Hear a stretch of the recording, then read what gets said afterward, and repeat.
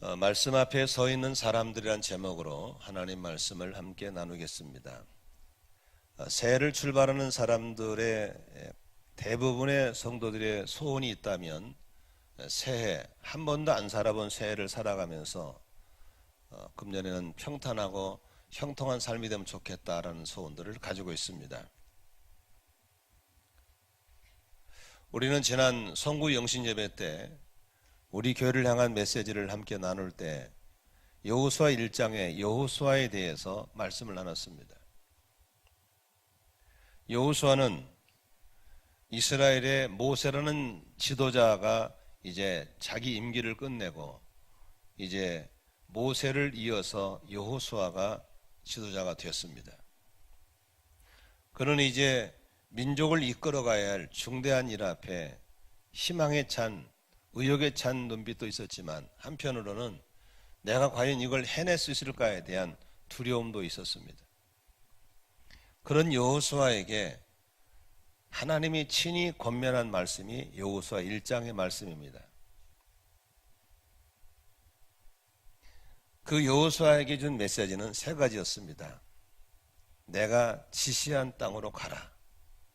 여러분, 우리가 평탄하고 형통한 비결의 삶을 살려면 내 마음대로 사는 것이 아니라 하나님이 말씀하신 그 비전의 땅으로 들어가야 될 줄로 믿습니다.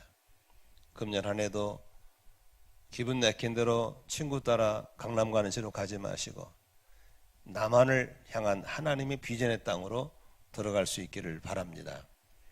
두 번째 메시지는 강하고 담대하라였습니다.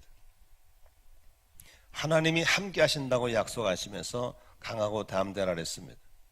우리의 믿음의 눈이 어디를 보냐에 따라서 두려움에 잡힐 수도 있고 강하고 담대할 수도 있습니다.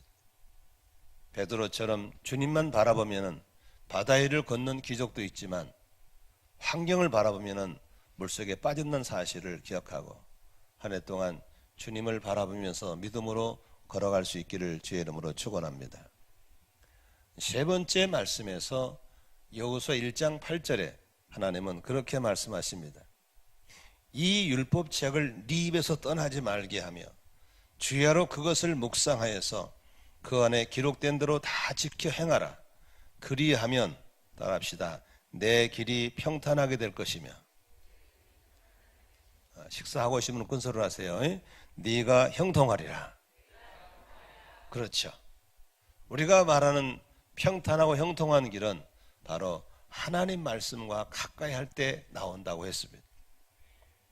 오늘 느헤미야서 9장은 느헤미야 8장과 연결선상으로 봐야 이 본문을 이해할 수 있습니다. 느헤미야 8장에서는 어떤 일이 있었나요?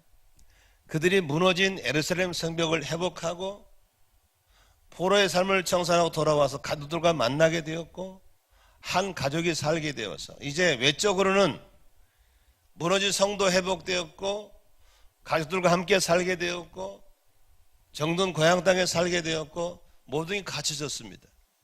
그런데 왠지 그들 속에 있는 공허함을 메꿀 길이 없고 피할 길이 없었습니다. 누구를 할 것도 없이 그들이 스스로 성문 앞 광장에 모이기 시작했습니다. 그리고 누구를 할 것 없이 그들의 뜻이 하나로 묶어져서 우리의 이런 공허한 문제는 하나님 말씀을 듣지 못한 기갈인 걸 알게 되어서 에스라를 모시고 초청에다가 하나님 말씀을 듣게 되었습니다. 그래서 말씀을 들으면서 그들은 그 속에 내면의 갈증, 공함을 메꾸게 된 줄로 믿습니다. 현대인들은 지금 무엇인가 중독에 빠져 있습니다. 편리함이라는 중독, 화려함이라는 중독에 빠져서 내 영이 죽고 몸이 죽어가도 전혀 깨닫지를 못하고 있습니다. 예수님 말씀하신 대로 사람이 떡으로만 살 것이 아니라 하나님 입으로 나오는 말씀을 들을 때 내 영이 살고 삶이 살아날 줄로 믿습니다. 오늘 본문은 그 말씀 앞에 서 있는 사람들이 어떻게 반응하냐에 따라서 오늘 본문에 잘 기록되어 있습니다. 요한복음 1장 1절에 태초에 말씀이 계시니라. 이 말씀이 하나님과 함께 계셨으니 이 말씀은 곧 하나님이시니라. 따라합시다. 말씀은 하나님이시다. 우리의 신앙의 중심은 바로 하나님이시고 우리의 신앙의 중심은 말씀인 줄로 믿습니다. 여러분, 이 건물이 이렇게 웅장하게 서 있잖아요. 많은 이 인테리어가 돼 있죠. 이 인테리어는 다 허수아비입니다. 헛것이에요. 이걸 지탱해 주는 건 벽돌이 아니고 이걸 지탱해 주는 그 안에 있는 골조, 바로 철근이 이 건물을 지탱하고 있는 거죠. 우리가 직분을 감당하고 있고 아빠 노릇하고 있고 엄마 노릇하고 있고 이렇게 그리스도인을 살아가고 있는 것은 어떤 직분이나 나의 이런 외적인 것이 아닙니다. 내 안에 나를 세워주고 있는 것은 살아계신 하나님의 말씀인 줄로 믿습니다. 기독교는 말씀의 중심입니다. 그래서 예배 시간에도 가장 중요한 시간에 바로 말씀을 들어갑니다. 금년 한 해도 여러분이 평탄하고 형통한 길을 원하신다면 하나님 말씀과 함께 가시고 말씀을 가까이 하시기를 바라고 그 말씀에 따라서 살아가기를 주의 이름으로 축원합니다. 왜냐하면 말씀은 하나님이기 때문에 그렇습니다. 말씀을 사랑하는 사람은 하나님을 사랑하는 사람들이고 말씀을 듣기를 거부하는 사람은 하나님을 싫어하는 사람입니다. 왜냐하면 말씀은 하나님이기 때문에 그렇습니다. 오늘 본문의 8장과 9장에 이어서 말씀 앞에 서 있는 사람들에게는 어떤 현상이 나타나는가 세 가지로 살펴볼 수 있습니다.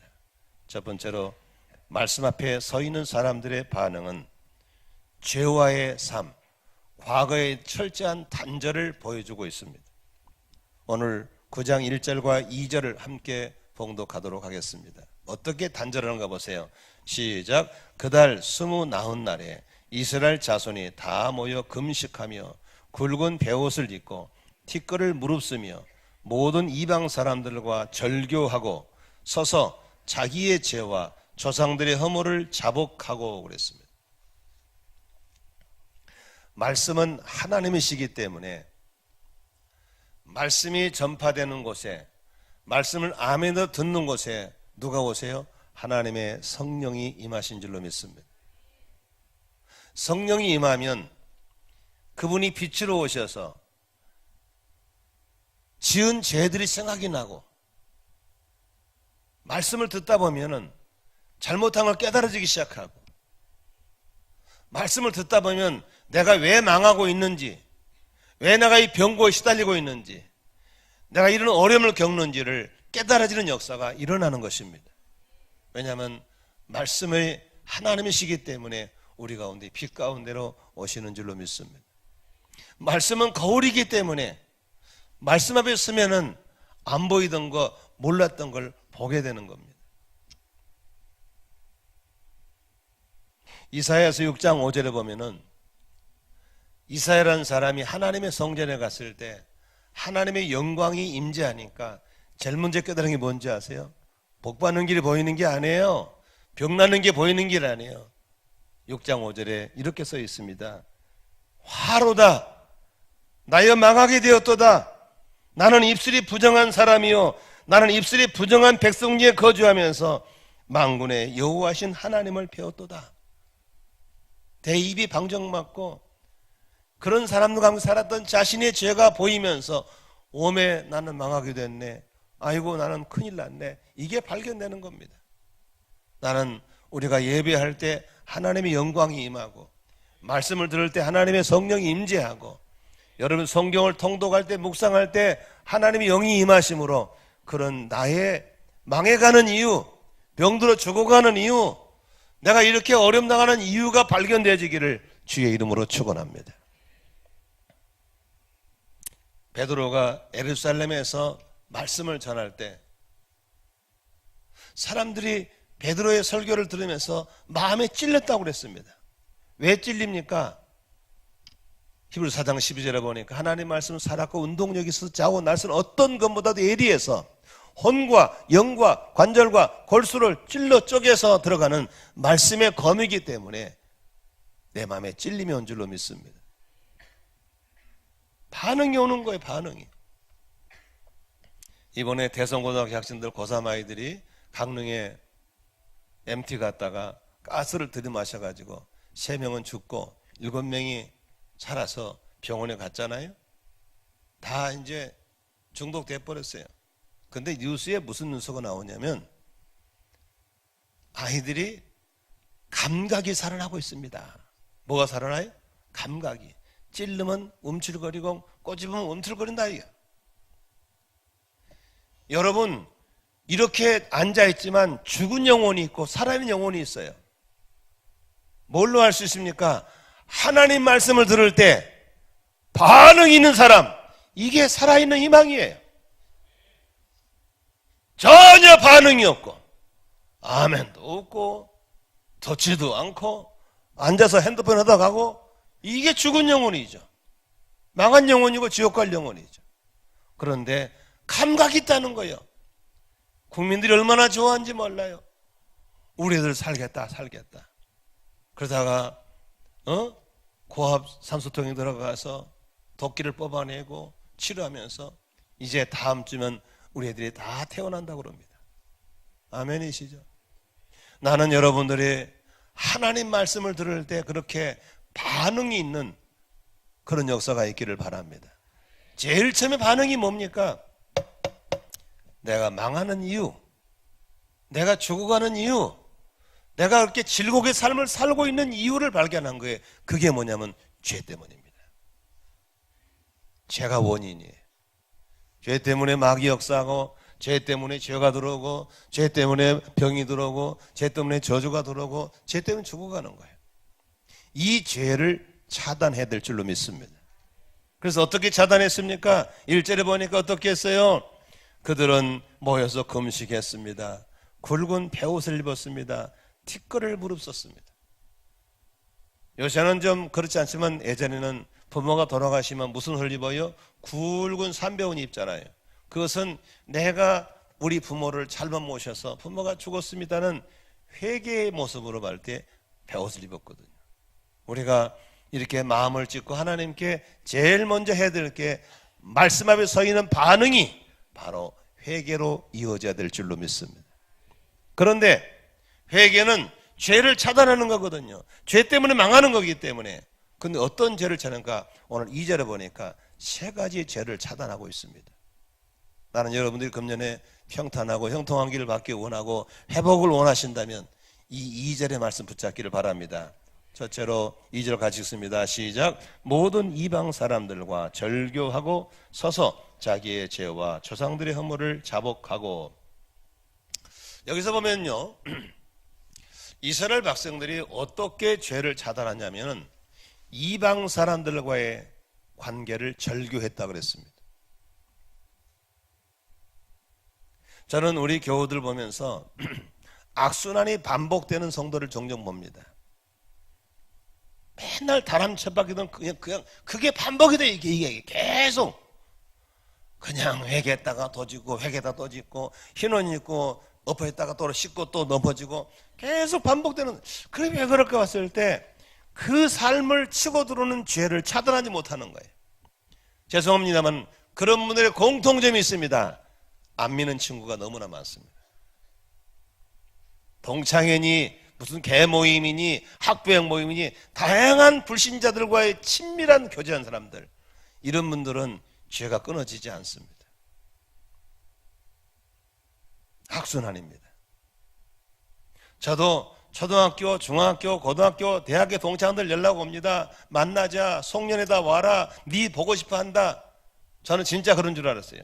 한 번은 큰맘 먹고 금요일 날 갔어요. 금요일 날 저녁에 서울로 갔더니 우리 동창 여자가는 뭐 낙지집에서 모였느라 갔었어.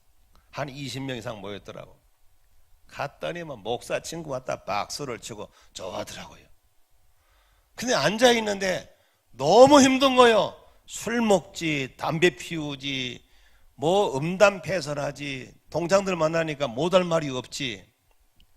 그러니 나는 뭐 술을 먹기를 담배를 피우기를 내가 음담패설을 무슨 쓸데없는 소리 하고 있고. 그 다음에 또 더 재미있는 것은 그 중에 한 잔 먹고 뻘건 친구가 내 배 온 거야. 김 목사 사실은 나 집사요. 그런데 어쩔 수 없이 맞았어. 이해해줘. 내가 물어봤어. 집사냐고. 지가 고해상들하는 거예요. 그 이제 화장실을 가니까 한남이 저를 따라오는 거예요. 그래서 어줍는 척하면서 하는 말이, 김 목사 사실 나 장로요. 그런데 이거 어쩔 수 없네. 자네님 이해 좀 하소. 내가 지보고 장로인지 물어봤어. 이게 말이요, 있을 때가 아니더라. 그 다음에도 또 지난해 이어서 또 오다고 연락이 왔어요. 안 갑니다. 도움이 안 돼요. 불신자들하고 등산도 갈 수 있고 자전거 탈 수도 있죠. 그러나 깊은 교제가 안 됩니다. 왜 그럴까요? 그들을 다스리는 영하고 나를 다스리는 영이 다르기 때문에, 동상이몽이기 때문에 안 되는 거예요. 저는 그래서 이 가운데도 안 믿고 구원받지 못한 사람과 함께 사는 분들 존경하는 마음을 금할 길이 없어요. 얼마나 힘들까. 나는 여기 청년들, 아직 미혼자들, 다시 말하면 짝꿍이 없는 분들에게 권면합니다. 꼭 성령으로 거듭난 사람, 영적으로 통한 사람과 결혼하기를 바랍니다. 그게 인생을 편하게 사는 비결이에요. 너무나 많은 분들이 안 믿는 사람과 함께 살면서 고통을 얘기해요. 너무 힘들다는 거예요. 그러면 오늘 본문에 이 사람들이 이방 사람들과 절교했다라고 하는 게 무슨 소리입니까? 내게 밀려는 세상의 죄의 통로를 차단해버린 겁니다. 그럼 우리 이방 사람 만나지 말아야 되나요? 우리끼리 살아야 되나요? 아니에요. 만나야 됩니다. 우리가 사귀어야 됩니다. 그러나 잊지 마세요. 그 영혼을 구원하기 위해서, 그 영혼을 건지기 위해 사귀는 것이지 우리의 삶을 주고받는 것은 어렵다는 것입니다. 믿으시면 아멘 하십시다. 이게 차단되지 않으면 절대로 죄의 통로는 차단되지 않습니다. 만일에 김 목사가 영혼 구원답시고 불신자들과 한잔 먹고 다니고 노래방 다니고 그러면 어떻게 되겠습니까? 세상의 죄들이 물밀듯이 밀고 들어오는 겁니다. 대부분 성도들이 이 문제가 차단되지 않기 때문에 솔로몬이 영으로 시작했다가 육으로 마친 이유가 무엇입니까? 바로 경제적인 문제 때문에 솔로몬이 이방 여자와 결혼하면서부터 1000명의 부인을 두고 살면서부터 솔로몬은 뒤끝이 비참하게 끝나버린 겁니다. 밀려오는 세상죄를 차단할 길이 없었던 겁니다. 사랑하는 성도 여러분, 2019년도에 그런 이방 사람과의 깊은 교제가 차단되기를 바라고, 이방 사람들을 만날 때는 무장하고 만나야 되고 영혼을 구원하기 위해서 만나는 그런 선에 갈 수 있기를 주의 이름으로 축원합니다. 그런다고 또 안 믿는 남편을 전부 다 이혼하면 안 됩니다. 이제 길을 쓰고 주신 사명인 줄 알고 남편을 주께로 인도하고 아내를 주께로 인도하고 자녀를 주께로 인도하고 부모를 주께로 인도하는 이 사명 감당하기를 바랍니다. 아직 정해지지 않는 분들은 굳이 그 사명지로 가겠다고 무모하게 들어가지 않기를 바라고. 아멘이시죠? 두 번째, 이들은 어떻게 죄를 차단했습니까? 옆으로 밀고 되는 죄를 차단했다면 이제부터는 위로 내려오는 죄를 차단한 겁니다. 여기 보니까 조상들의 허물을 자복했다. 성경에 이렇게 써 있습니다. 네 죄를 네 자손 3, 4대까지 책임을 묻겠다고 했습니다. 저주는 물러내려오는 겁니다. 저주가 물러내려오기 때문에 나는 아무 잘못이 없지만 조상들이 지은 잘못된 허물들이 내게 밀고 들어온다는 겁니다. 바로 이 이스라엘 백성들은 말씀의 거울 앞에 서니까, 말씀 빛 가운데 서니까 그게 보이는 거예요. 그게 내려오고 있는 게 보이는 거예요. 그걸 차단하기 위해서 내가 지은 죄는 아니지만 조상이 지은 죄를 회개하고 조상이 잘못한 허물을 고백하면서 하나님 앞에 용서와 함께 은혜를 구하고 있는 걸 볼 수 있는 것입니다. 나는 우리 자녀들을 위해서 기도할 때 이런 기도를 안 빼먹습니다. 하나님, 할 수만 있으면 우리 아이들에게 배우자를 주시되 3, 4대 이상 예수를 잘 믿는 분 자녀를 허락하여 주십시오. 저는 그 은혜를 구하고 있는 겁니다. 아직 이루어지지 않았기 때문에 응답을 주실지는 그건 모르겠어요. 근데 우리 애들은 아직까지 조직의 쓴맛을 못 봤는지 뭘 그런 걸 구하냐고, 사람만 좋으면 되지, 그렇게 얘기하더라고. 그래서 내가 너도 살아봐라. 살아보면 이게 얼마나 중요한지 알게 될 거다. 저는 아무도 안 믿는 집에서 제가 제일 먼저 믿었어요.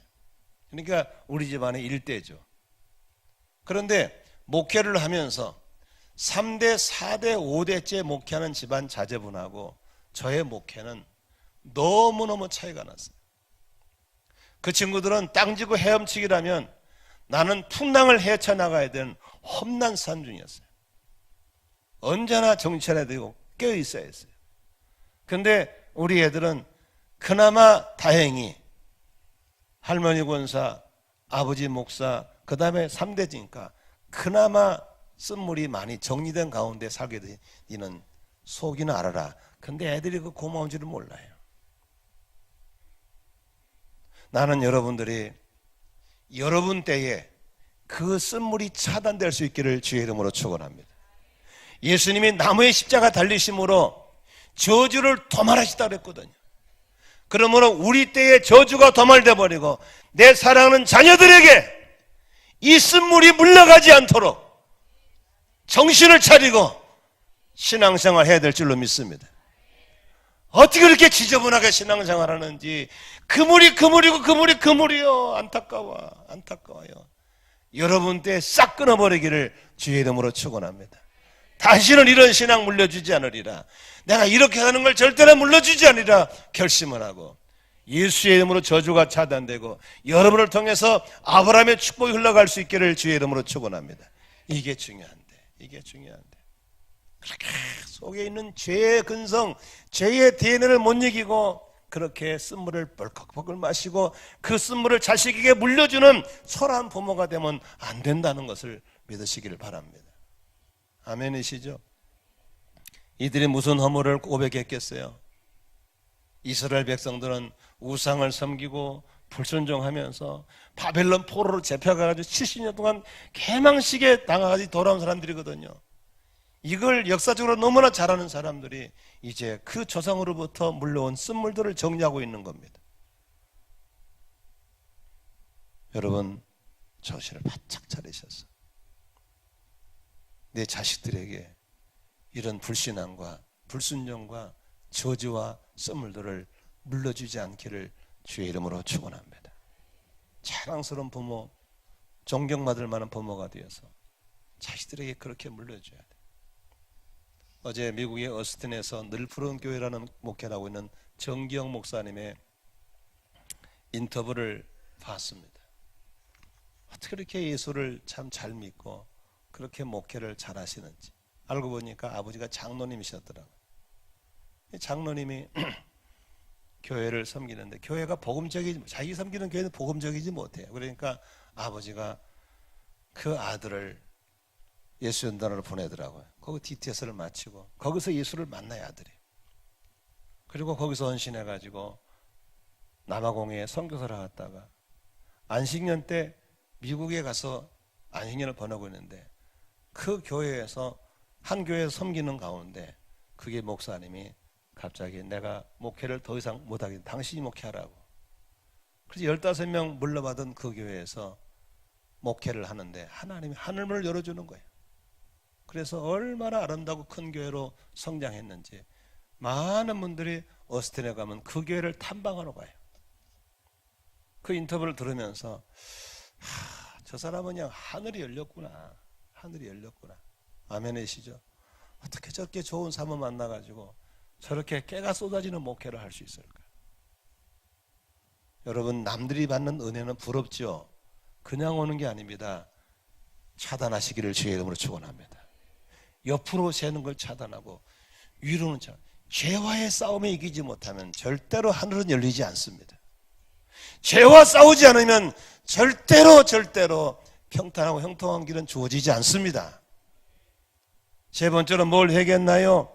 오늘 2절에 보니까 자기의 죄를 자백했습니다. 옆으로 밀고 들어온 죄, 위로 내려온 죄를 찾아냈다면 내 안에 남아있는 죄들을 정리하는 겁니다. 요한일서 1장 9절에 그렇게 말씀하고 있습니다. 우리가 우리 죄를 자백하면 그는 미쁘시고 의로우사 우리 죄를 사하시며 우리를 모든 불의에서 깨끗하게 하실 것이요. 현대 교회의 가장 문제점은 성도들을 너무 무서워하는 거예요, 목사들이. 그래서 성도들이 싫어하는 소리는 안 하려고 그래요. 교인들이 딴 데 가버릴까 봐서. 성도들이 뭘 싫어하냐? 죄에 대한 설교를 제일 싫어해요. 그래서 여러분 명심하셔야 해요. 교회에서 가장 많이 들었어요. 죄에 대한 문제를 믿으시 바랍니다. 왜? 죄는 심각하니까. 죄 때문에 망하고 죄 때문에 우리가 일어설 수 있는 겁니다. 그런데 이 죄 문제를 다루자면 안 되는 거예요. 저도 고민했어요. 하필 이 부분이 딱 연초에 걸리는 거예요. 이거 어떻게 하지? 하나님이 용기를 주셨어요. 네가 정말 성도를 사랑하고 교회를 사랑한다면 담대하게 이 부분을 다뤄라. 아멘이시죠? 연초부터 회개하고 나가시길 바랍니다. 연초부터 세상의 죄를 차단하기를 바랍니다. 연초부터 나는 원치 않는데 흘러내려오는 죄들을 차단하기를 주의 이름으로 축원합니다. 죄를 차단하는 것은 다른 게 없습니다. 회개하고 예수의 피를 통해서 씻는 것밖에 없는 줄로 믿습니다. 더러운 것은 물과 기름으로 씻지만 우리의 죄는 예수의 피로 씻음 받는 걸 믿으시기를 바랍니다. 어떻게 사함받나요? 이사야서 1장 18절에 보니까 오라 우리가 서로 변론하자. 너희의 죄가 주홍같을지라 눈과 같이 이어질 것이요 진홍같이 붉을지라도 양털같이 되리라. 예수의 피는 신비한 능력이 있습니다. 진홍 같은 죄, 주홍 같은 죄라도 눈처럼 양털처럼 희게 되는 기적이 일어나는 걸 믿으시기를 바랍니다. 2019년도에 평탄하고 형통한 길을 원하시면 죄와의 싸움에서 이기시기를 주의 이름으로 축원합니다. 죄를 경계해야 됩니다. 우리 아내가 나이가 들어가니까 감기 몸살이 걸리면 못 견뎌요. 옛날에는 그냥 금방, 요새는 며칠씩 가요. 근데 또 중이염이 있어가지고 한 번 걸리면 귀가 들리니 안 들리니 또 겁먹는 소리를 해요. 그런데 내가 가만히 보니까 우리 아내는 이 감기 바이러스에 너무 민감하지 않아요.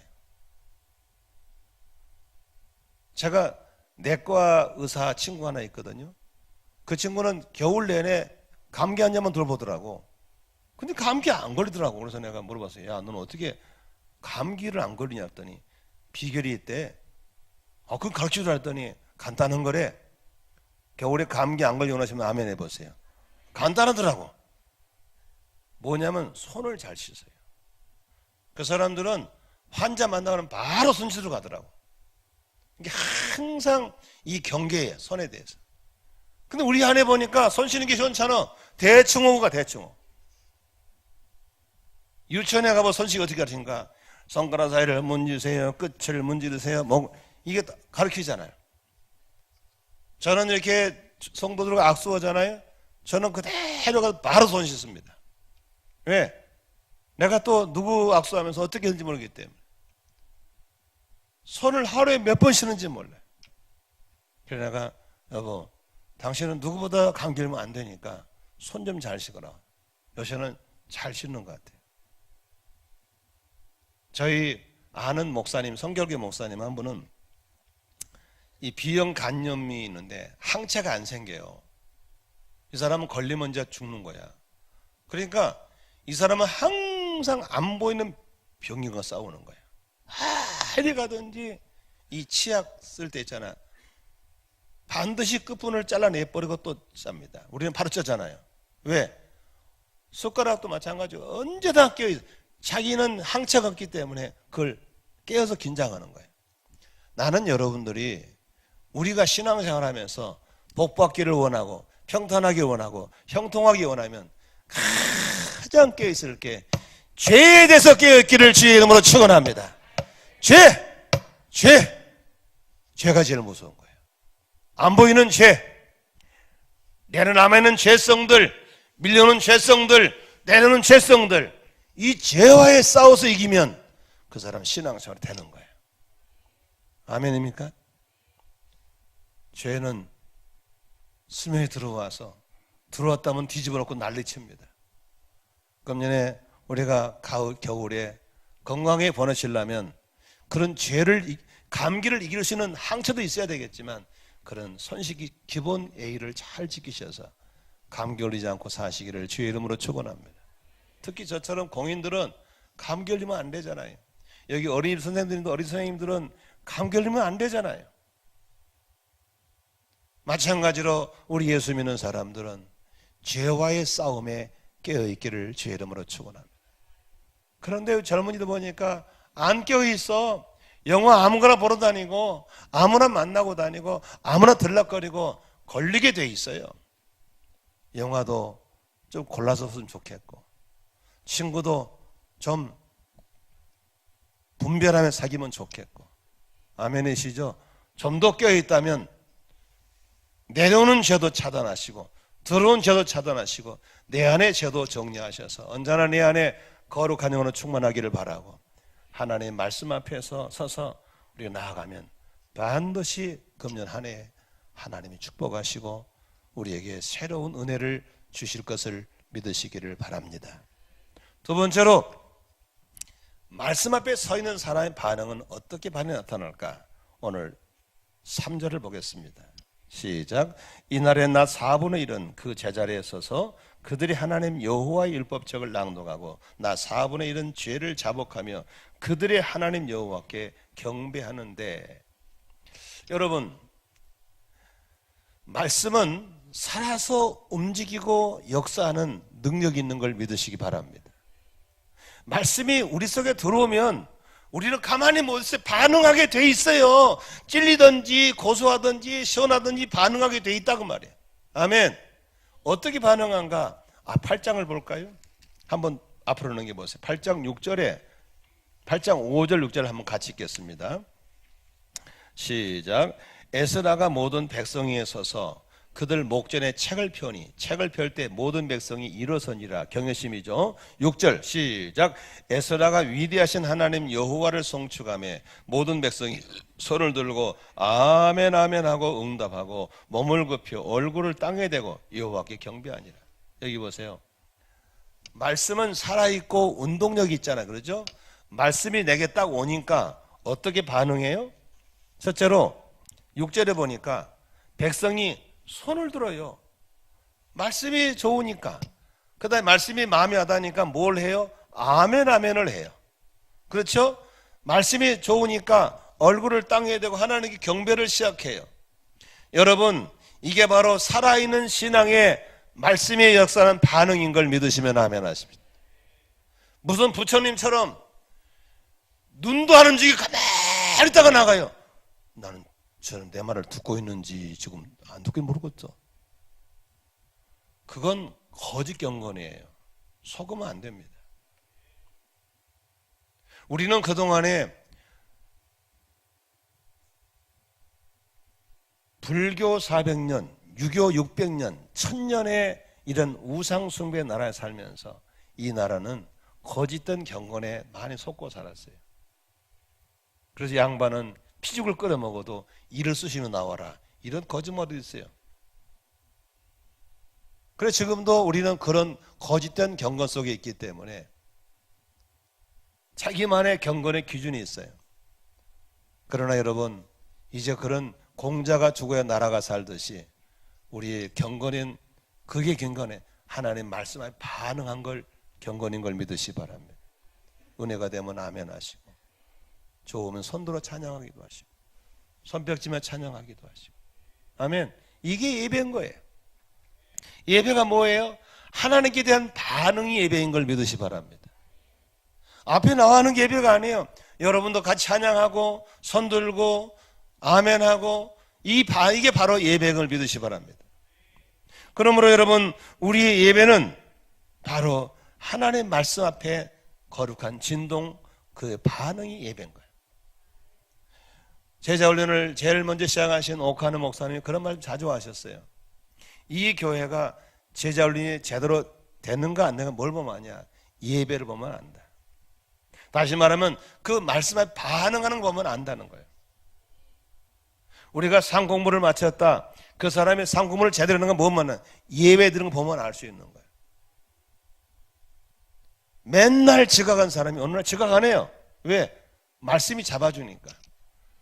맨날 예배 졸고 하품하고 뒤에서 문자하고 이런 친구들이 예배가 딱 세워져. 뭐가 들어간 거예요? 말씀이 들어간 거예요. 말씀이 그를 자꾸 세우는 거예요. 그게 예배자죠. 우리 젊은 친구 한 친구도 맨날 지각하는 거야.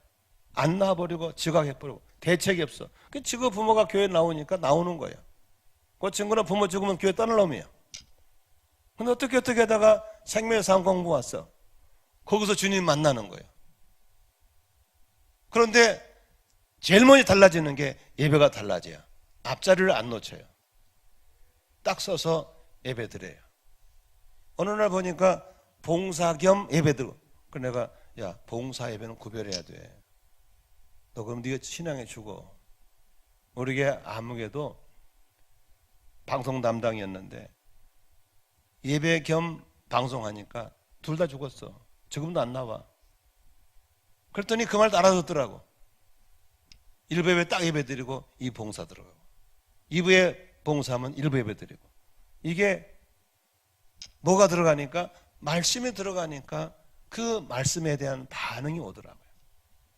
나는 여러분 속에 그렇게 많은 성공부하면서 제절론 받으면서 예배로 내가 하나님의 사람의 되어감을 나타낼 수 있기를 주의 이름으로 축원합니다. 저는 안 그러려고 노력하는데도 안 그럴 수 없는 게 있어요.